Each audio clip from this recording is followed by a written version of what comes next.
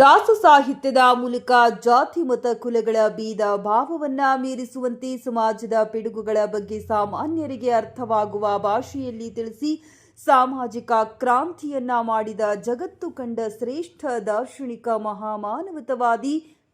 ಮಹಾಕವಿ ಮತ್ತು ಭಕ್ತ ಶ್ರೇಷ್ಠರಾದ ಕನಕದಾಸರ ಜಯಂತಿಯಂದು ಗಂಗಾವತಿಯ ಹೊಸಳ್ಳಿ ರಸ್ತೆಯಲ್ಲಿರುವ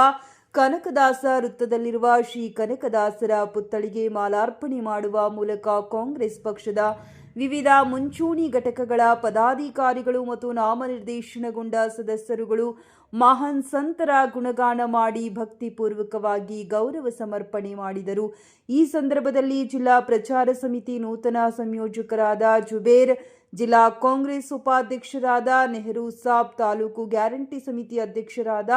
ಕೆ ವೆಂಕಟೇಶ್ ಬಾಬು, ಆರಾಧನಾ ಸಮಿತಿ ಸದಸ್ಯರಾದ ವಿಶ್ವನಾಥ್ ಮಾಲಿ ಪಾಟೀಲ್, ನಗರ ಯೋಜನಾ ಪ್ರಾಧಿಕಾರದ ಸದಸ್ಯರಾದ ರೆಹಮತ್ ಸಂಪಂಗಿ, ಗಂಗಾವತಿ ಗ್ರಾಮೀಣ ಪ್ರಚಾರ ಸಮಿತಿ ಅಧ್ಯಕ್ಷರಾದ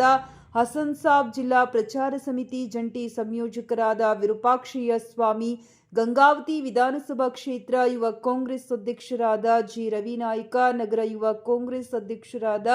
ಎಚ್ ಬಾಬರ್, ಡಿಸಿಸಿ ಸದಸ್ಯರಾದ ಸಾಜಿದ್ ಬಡಿಗೇರ್, ಪ್ರಚಾರ ಸಮಿತಿ ಉಪಾಧ್ಯಕ್ಷ ಹುಸೇನ್ ಮತ್ತು ಕಾಂಗ್ರೆಸ್ ಪಕ್ಷದ ನಾಯಕರುಗಳಾದ ಇಲಿಯಾಸ್ ಬಾಬಾ, ಇಂತಿ ಕಾಲಂ ಅಬ್ಬಾಸ್ ಮತ್ತಿತರರು ಉಪಸ್ಥಿತರಿದ್ದರು.